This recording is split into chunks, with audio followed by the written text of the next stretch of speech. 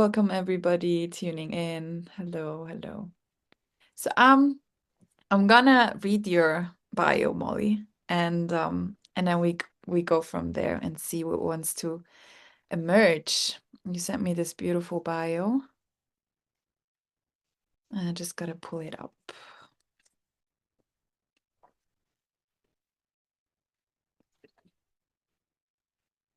Inviting everybody, taking a deep breath, settling into the space, maybe closing the eyes or lowering the gaze for a more receptive state.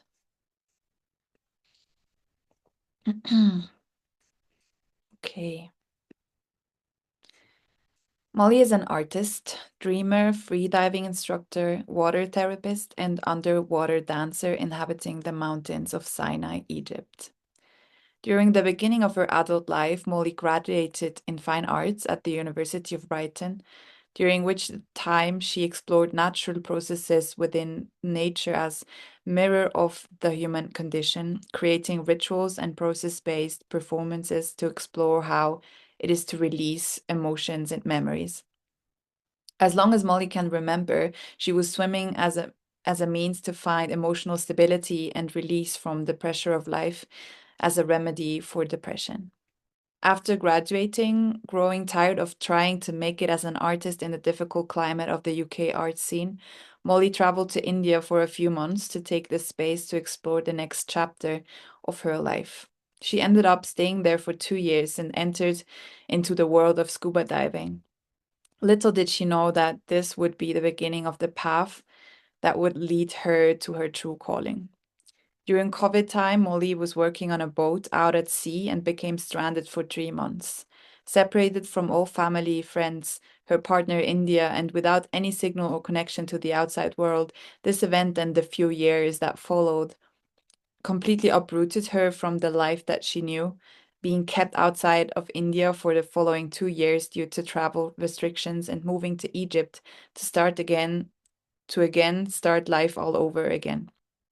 Whilst on the boat, Molly began to free dive into the depths of the ocean and to escape from the continuous thoughts and emotions she was feeling. It was this starting point that led her deeper into exploring the connection between the depths of the water and the mind.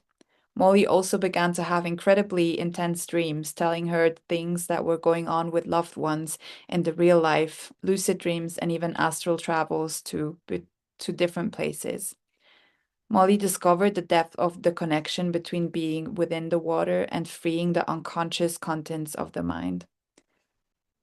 After settling into life in Egypt, Molly began to grow further her interest in the healing aspects of all things water related through training in free diving and studying therapeutic modalities such as water therapy, Watsu and Wata, depth psychology, and somatics. Since her time on board the boat, Molly has been guided through the life by her dreams, discovering the guidance, healing, and wisdom them can provide for all of us, and if we have the space to listen and invite them.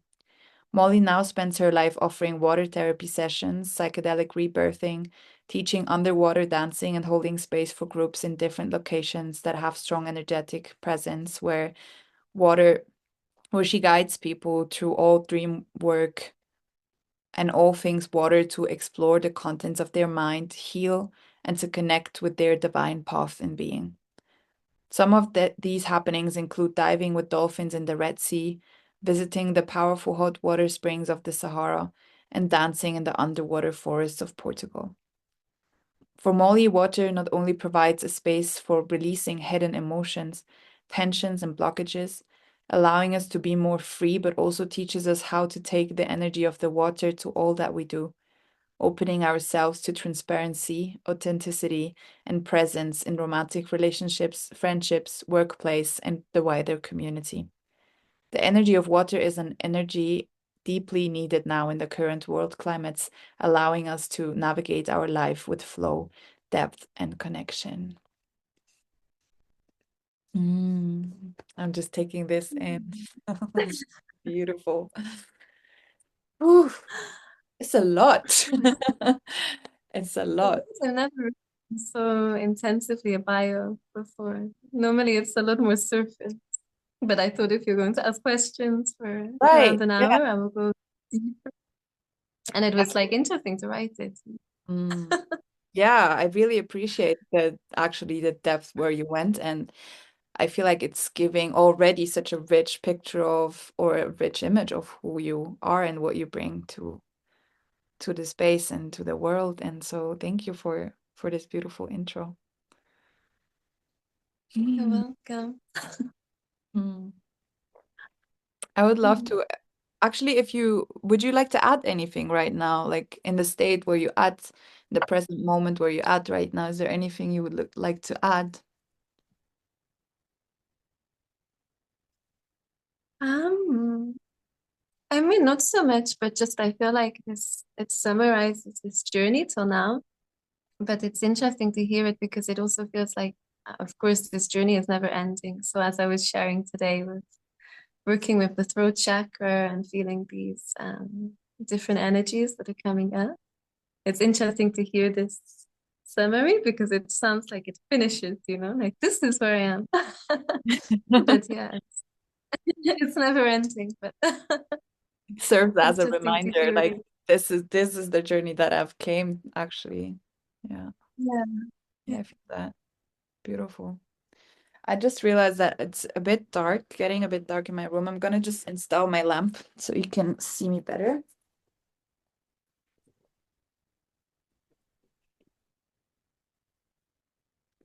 There's so a beautiful picture in the background. Yeah, it's made in Sinai actually. Mm. Okay.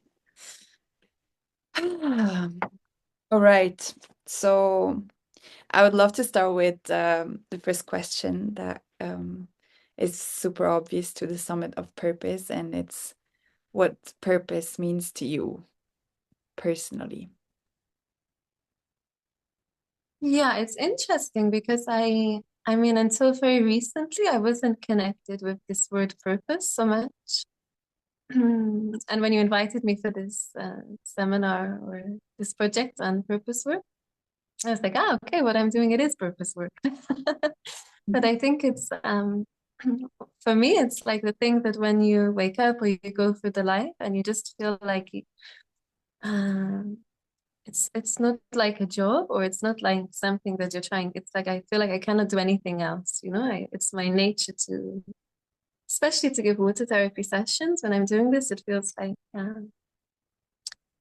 it's my purpose, I guess, in a way. That's where the word comes in. But you're not thinking of, or I'm not thinking about how to make a living or how to do this or that I need to relax from it or that I need space or that I'm tired. It just feels like this never ending flow of and also of creativity and things coming like, you need to do this, you need to do this, you need to hold space for this, or you need to connect with people in this way. Or yeah, I don't know, it's like a channel. I guess it feels like a channel, like sensing something from up and then doing it, Mm. creating it. Beautiful. Yeah. So what I'm hearing you say is basically that there is like a never-ending energy source that comes through as soon as Mhm. you're in this very field of what you relate purpose to, right? Like the things you do. Yeah, exactly. And so it's never been, I mean, of course, for me, it gave me so much healing to work with water and to be in water. And so I just feel overfilled with this gratitude and it's so amazing. Do you want to try this too?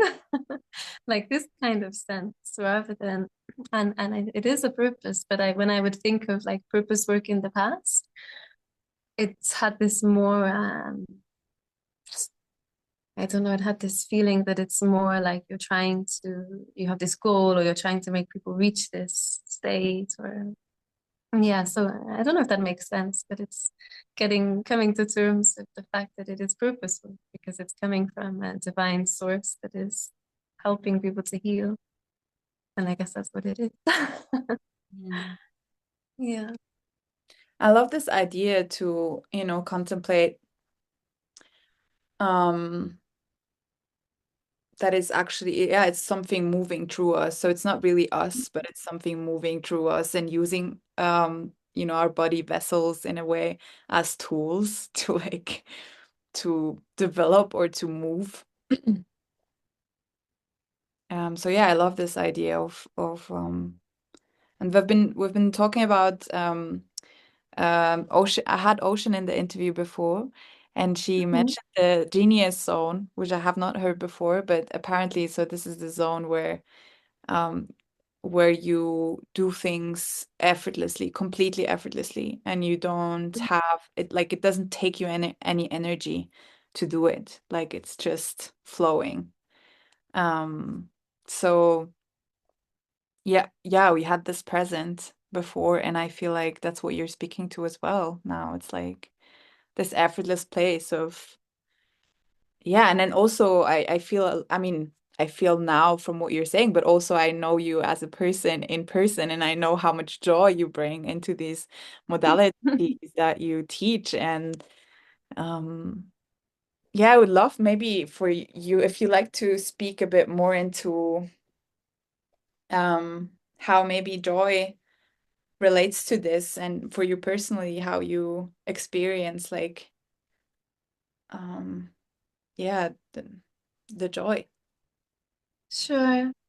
I mean, I feel there's so many different layers of it, but for example, one thing with being in the water, or whether it's free diving or dancing in the water, I feel like it's bringing you to a complete, or bringing me to a complete state of presence.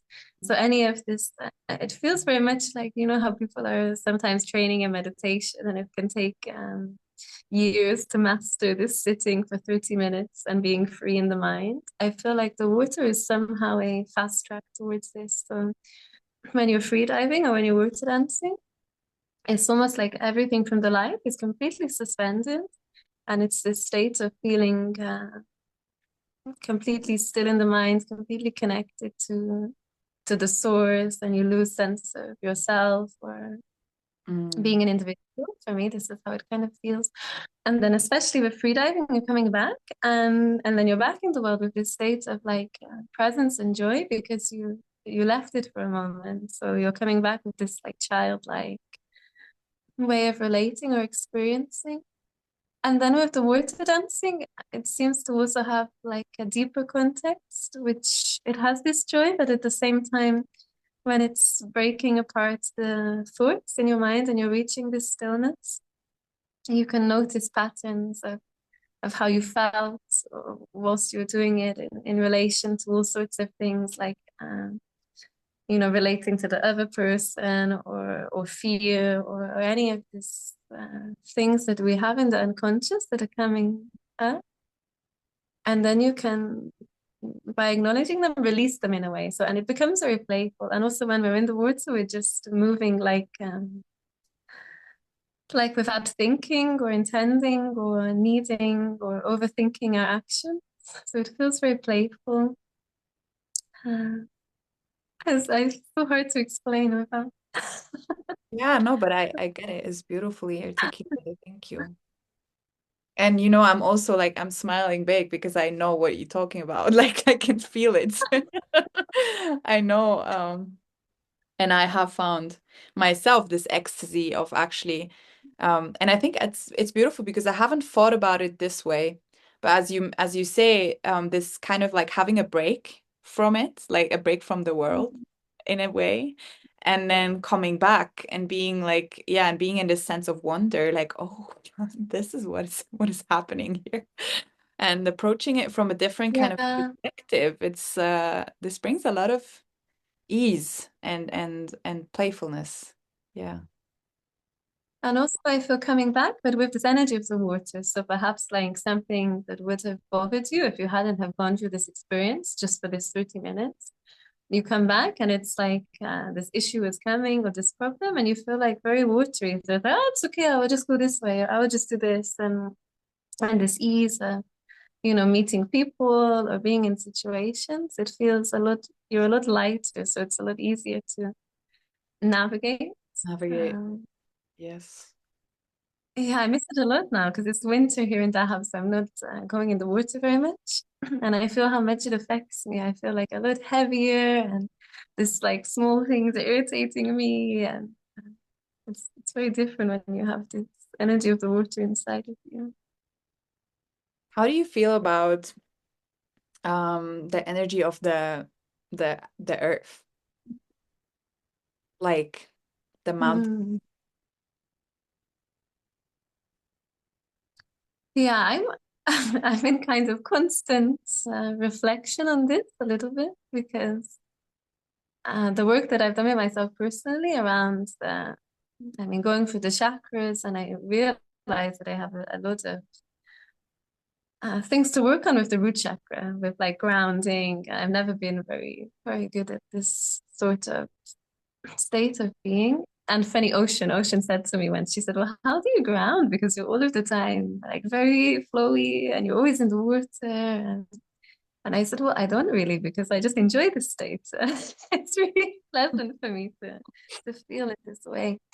So I'm constantly trying to decide what I feel about this, and sometimes I'm trying to work on grounding, for example, with trying to be in one house or think about, how to buy a house, how to build a space that is permanent, and it goes for a while, and then I have this feeling, it's okay, it's just not my energy, and there are other people who can work with with that energy. But it's a bit of a I'm going through this process to understand this in a way, I love if this. that makes sense. Yeah, it does. And actually, Even now, please. mm, even now, because I've been in a relationship for the past 6 months, and it's with I believe a lot in this astrology signs, and so he's an earth sign, very grounded. And in the beginning, I thought it was quite nice because we have this balance, and now I feel this. It makes me feel heavier to be in this energy of earth, which I don't like so much. And it's interesting how this energy fields are affecting each other. So it's And the conflicting, lesson, right? um, Mm. mhm. Yeah, I feel that. I feel that. And I feel like I have a similar contemplation with the water and the earth, and I had this actually just before we went to Siwa in October. I was talking to a girl in Cairo where we were talking astrology things, and I was like, yeah, I'm working on grounding, um but I don't have any earth, like earth is not really like present in my chart, and it's just not like I'm just not very earthy, and I'm struggling to connect to the root chakra, but like I'm working on it.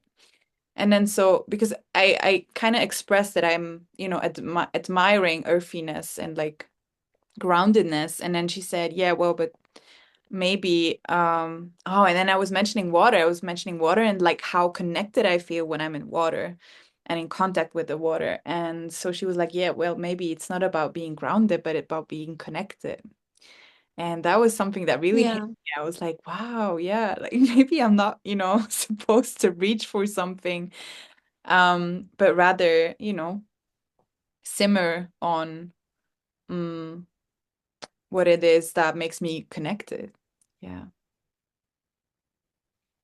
yeah, for sure. I started to imagine it a bit like we're different creatures, you know. So if you're a water creature, then maybe what feels, because I imagine people like to be grounded because it feels safe and it feels like a nice state to be in. But I feel safe in this water state. So maybe it's not about like forcing myself to feel safe in a different environment, but feel something different. I don't Right. know. It's interesting. Right. Well, in my opinion, it's never about forcing anyway. So yeah, Yeah. and I think the actually we ended the last session on with the word allowing. We ended the conversation with ocean with the word allowing, and I feel like water has this massive quality. Like it's such a teacher on allowing. Um, Hmm. and teaching patience and teaching slowness actually, and yeah, so there is a lot of I don't know, to me it sounds very grounding, to be honest. Like Yeah. all these qualities to me is like it's grounding qualities, slowness, allowness, um, patience. Yeah, maybe Yeah. There's you would one. like, Mm, sorry. no, go ahead. I was just gonna say there's one thing that I always like to mention before I'm working with people in the water, and it's about this quality of patience and allowing, and it's based around like when we move in the water. So if you make a small movement, if you then do another movement straight afterwards and then another one, you will not really get anywhere because it takes a while for the water to feel the change in the buoyancy of your body. So for example, if I would like put up my arm, then I wait, I will start to sink, you know. So it's really nice teacher for this process of you make a small move or change or decision, and then you wait and allow allow something to happen in the life rather than I Right. need to do it now. Is it gonna happen? Yeah. I love this. I love this, yeah.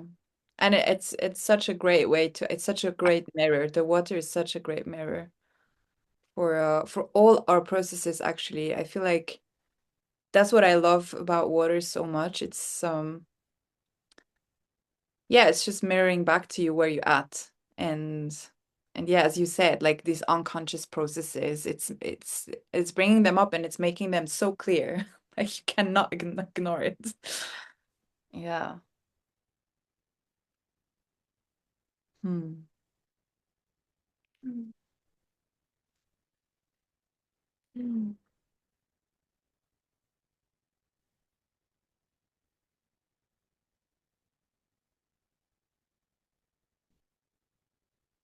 Well, this is, I would love to actually hear from you. Um, I mean, we heard in your bio, which was so rich, kind of like how you, yeah, this navigation of how you got to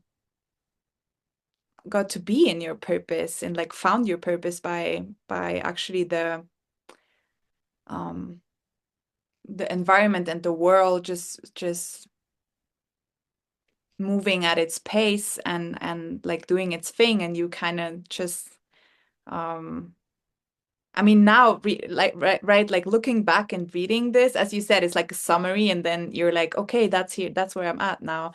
But then, I can imagine that moving through this, all of this was not always smooth. So I would love maybe for you to speak into, you know, navigating through discomfort and navigating through like maybe also the longing for purpose if you experienced something like this, like Mm.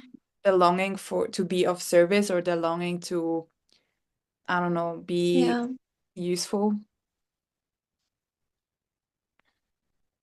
Yeah, I can try to speak on this. So I guess like the first longing for a purpose or to do something useful.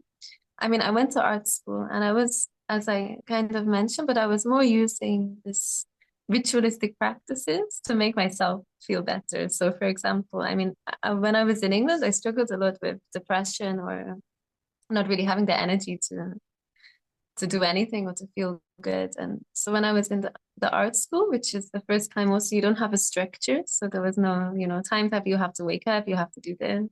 It's more free and flowing. It was very hard to commit or to work with something. So I was doing very simple things like going out and collecting the salt water from the ocean and bringing it back and storing it or collecting the rain and labeling bottles of rainwater. And for some reason, I was just fascinated by this. By collecting it, it felt cleansing, I cannot really put a description to it, but it felt like collecting this rainwater and keeping it is reminding me that every day it's new and different. And even if I would just collect it and do nothing else that day. And then Mm. I began to work with freezing it and letting it melt again and this kind of cyclic process. And so all of this work I was doing felt like healing. and I was struggling to figure out how to connect this with like, buying or making art and selling it and how to make money and seemed very two different parallel universes. And I started off by by volunteering in art therapy kind of centers, working with people who had was it mostly depression and different like mental health issues. But I was not getting paid for this. I was just like volunteering and helping. And this all seemed, it was hard how to fix these two things together, how to get paid and do something so bizarre as, healing through collecting, collecting natural objects. So when I went to India and I started to scuba dive, I kind of let go of this trying to find a purpose for a while because I just felt for the first time so happy in this energy of water. It was like spending every day in a state of meditation because we were maybe 6 hours underwater every day.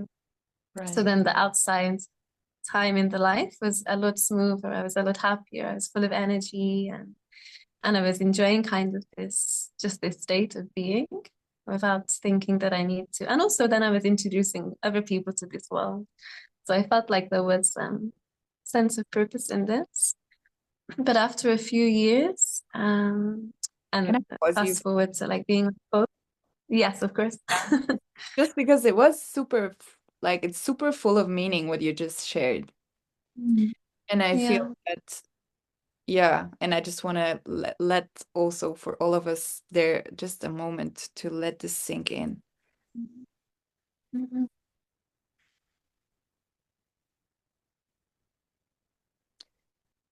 Yeah, like what really stick with me now is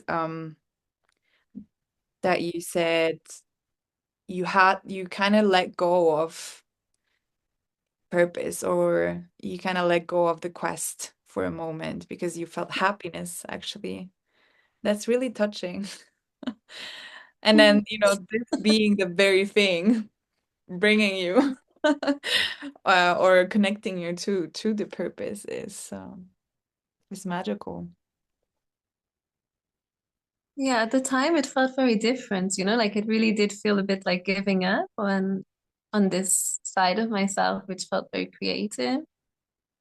I felt a bit like, I'm working in tourism, teaching scuba diving. This is so different. It's like a parallel universe. It's only when I reflect on it that it actually was a huge stepping stone to getting to where I am now. Right.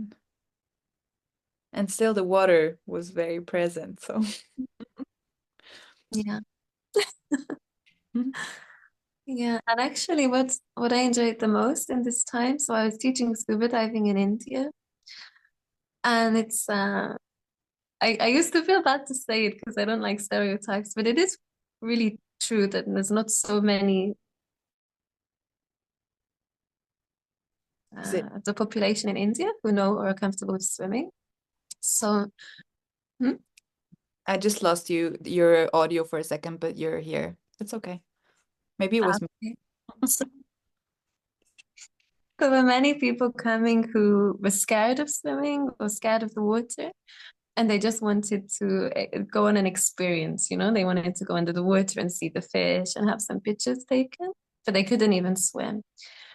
And because you have these floaty devices, you don't necessarily need to be able to swim, but they had a lot of fear. So it was a very long process to go through this. And this always filled me the most with joy that this person who was terrified of the water could go into this realm and enjoy it. And yeah, I guess this was the one thing that like made me feel a deeper sense to what I was doing at that time than just teaching scuba diving. Yeah, I mean it sounds like it already had this somehow therapeutic aspect of helping people through like facing their fear of getting into the water, under the water, right? Yeah, I lost where I was then. I forgot where I was going to take it. What was your initial question? Ah, it was about the challenges and the purpose. Yeah, navigating the longing for purpose. Mm. Yeah, so then I guess after that time of working in India and being stuck on the boat, and I felt like when I was stuck on the boat, it was really quite like a spiritual transformation because I think I didn't write this in the bio, but I was also because I'd been in India, I've been collecting a lot of books to read, and I never had the time, so I was working. Mm. So when I got stuck for this 4 months, I had like the Vedanta and the Bhagavad Gita and the Mahabharata and the Vedas and all of this like Hindu philosophy, which is talking a lot about how the world is an illusion and we see it in the way that it's human, but it's not existing like this. It's illusion and everything is stillness. And yeah, so, I mean, people will know if they've read up on this or not, but it was very strange experience to be only reading this type of um, descriptions and every day looking only at ocean, you know, I couldn't see anything else, just this ocean all around. And especially when the sun was setting, because it feels like the ocean and the sky becomes the same color of this dark blue and then disappears. So I was really in this state of feeling that everything is an illusion, everything is, and it was not in a sad way, it was in this way that it felt like, so whatever comes, just allow it to come because it's not going to do anything hugely bad to you or it was like a switch in the mind. Yeah, I cannot quite explain it, but it has definitely had a big impact. This being next to this water, which was the only thing that was always there, and reading a lot about the Hindu beliefs. Yeah. Amazing. This is mesmerizing. I have a whole like movie in my head right now, you know, of you being on the sea out there. And it sounds, yeah, I mean, it sounds like a major initiation being so capsulated in this experience and being on the water and then having these scriptures. It's I can imagine it's like very engraving experience. Yeah, it was really strong. I mean, and then that whole process took me a while to reground. But once I was living in Dahab and after a few years had passed and I'd kind of gone through a personal process of, I don't spirituality or finding feel a sense of even feeling good because I was missing a lot. This partner, we were going to get married and then I couldn't be there. I couldn't get back. I didn't want to go back to England because I hadn't lived there for so long. So it was this weird sense of, well, what do I do now? And I started in Dahab teaching free diving again with the water, but just this how to make money, how to make a living, teaching free diving. But after I became settled and had like free time to kind of reflect, I decided that this kind of process I'd been through on the boat and the dreams and all of this really fascinated me in terms of the psychology and how does it happen. So I decided to study a master's in Jungian psychology and it was online. So I did it with the University of Essex in England, but from Dahab, which was beautiful. And I felt like this was when kind of all of this creativity and curiosity that I'd had when I was in the university, creativity, it kind of came back to me in a way because I became bored of just doing this job and to make money and to do a job. And yeah, it's like again, present. Beautiful.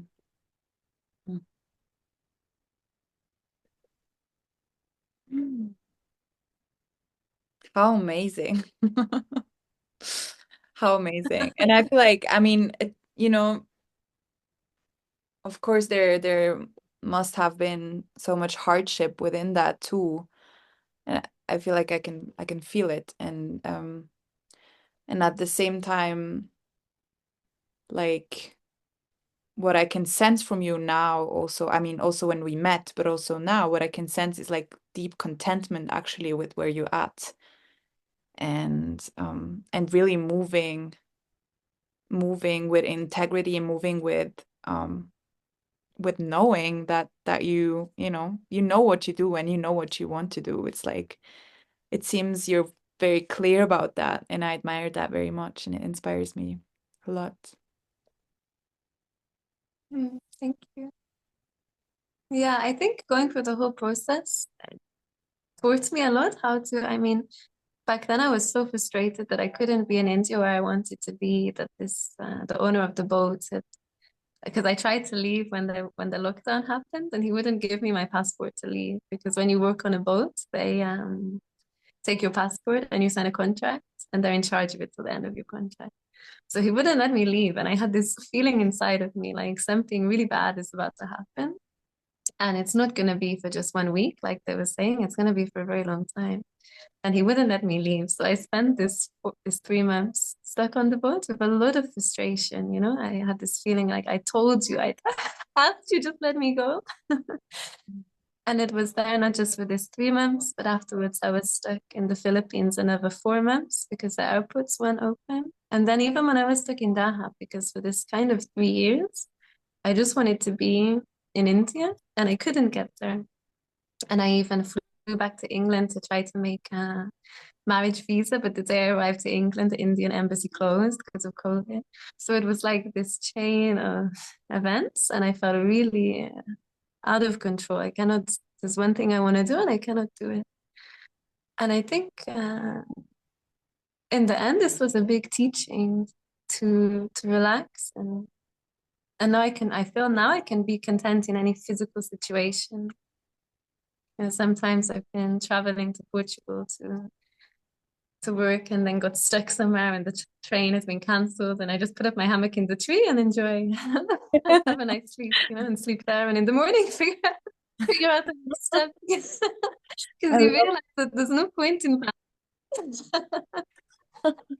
and it's like yeah, I've got stars, I have I can sleep here. It's mm. not so bad. Mm. Yeah. I have a lot going on in my body actually right now. I have like bubbles in my arms and my shoulders. Like it's like tiny little sparkles.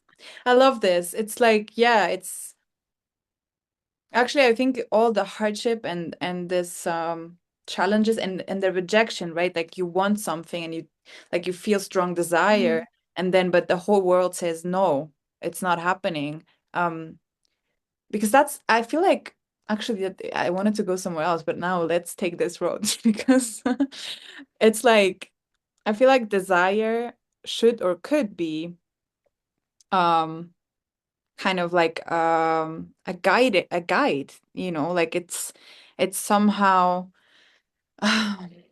almost like I sense that desire points to where we want to go, right?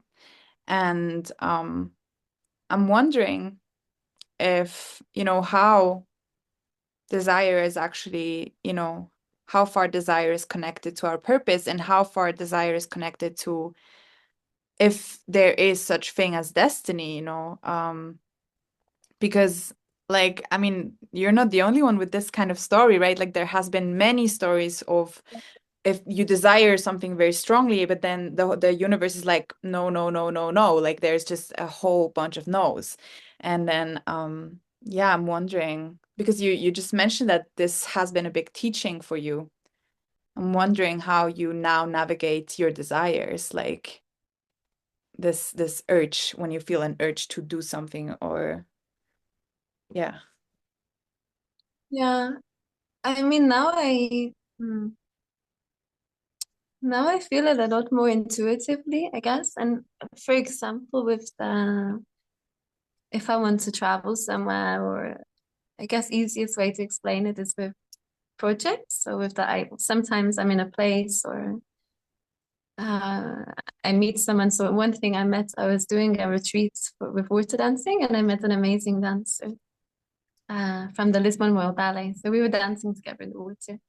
And it comes to me like, wow, I would love to make a performance underwater. And I know that there is this aquarium in Singapore, like where they have underwater movement, but normally it's mermaids. So I was feeling I would love to write to them to see if we could create an underwater piece.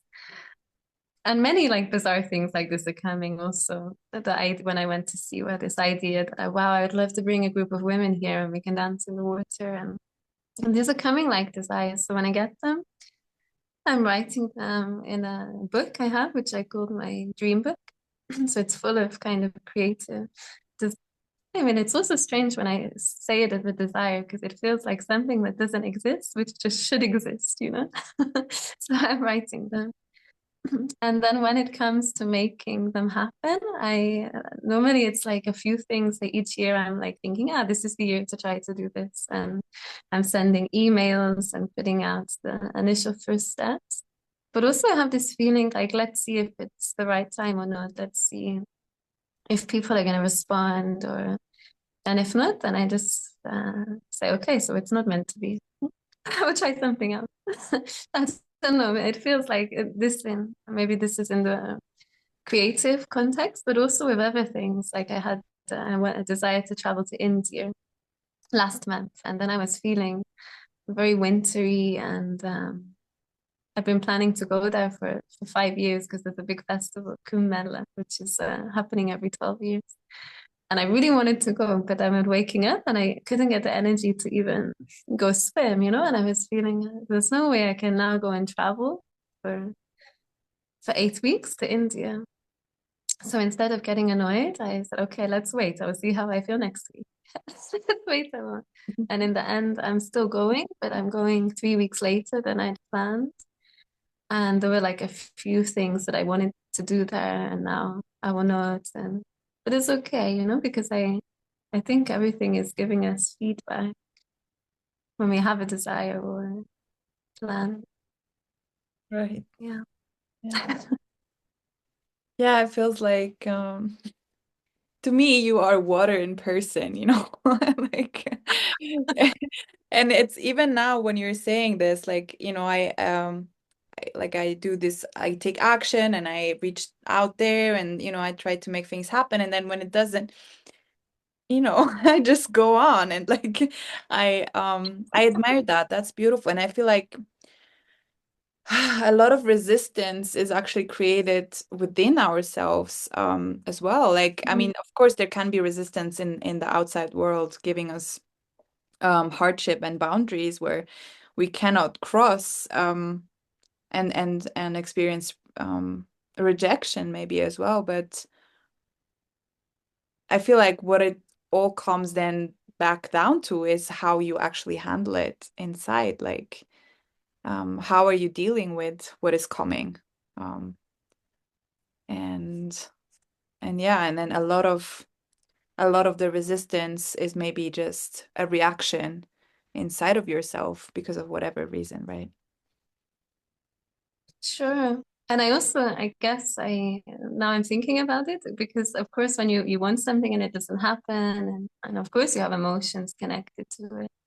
But I feel like I cry a lot, you know, it's I get this emotion connected to something and then I cry and then it's like, okay. And it feels very childlike, like when a child just falls on the ground and they cry and then they're like, okay, let's eat ice cream. It's something about this feeling it and releasing it and then just Yes, carrying on. yes. Yeah, a good cry. Mm. I'm feeling very nourished by our conversation. And it's almost we're almost on 50 minutes, so I feel like um Wow. yeah, time has been flying. I would love to invite you It's been beautiful. Hmm? Sorry. Go on. I was just gonna say it's been beautiful because I was a bit nervous. I hate talking on I don't know any camera devices, but it's just been very flowy and beautiful to speak to you. Watery. Watery conversation. So I would love to invite you for any last words, like anything that comes up for you to share and maybe Baba is saying thank you, very beautiful, insightful, and in the flow. Thank you. Thank you for being here, everyone. If there's anything like you would love to share, if there's anything on your heart that wants to get out there to close with. Yeah, I'm not sure. I cannot think exactly, but I would just like to share that I feel the water is so healing, even without doing, free diving or water dancing, or sometimes even I'm just I feel bad and I just take a shower. Sometimes I take like 3 showers in the day because this water is cleansing and taking off any of this energy that you're struggling with or holding on to, and it feels like a fresh beginning. Um, yeah, so just to, I don't know, just to share this insight that really, whatever is happening, you need some guidance or help, and the woods is a good place to start. Right.